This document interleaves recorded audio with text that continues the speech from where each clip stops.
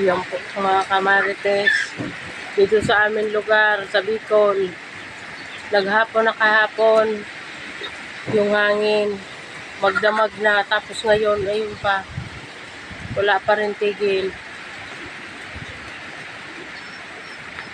Yung mga kamarites, yung mga saging. Nagkanda putol-putol na yung mga saging.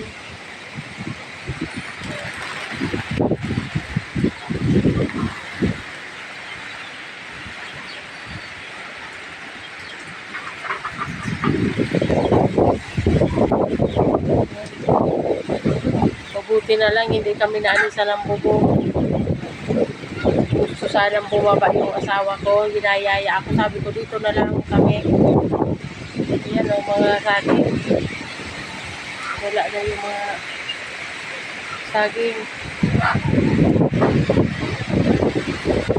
Ano, malakas pa rin ang hangin sa amin.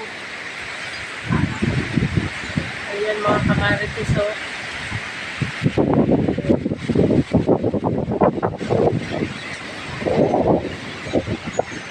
Ang lakas ng hangin kagabi.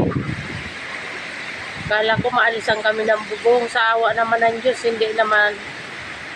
Mabuti na lang. At malayo ang lilipatan namin dito sa bundok.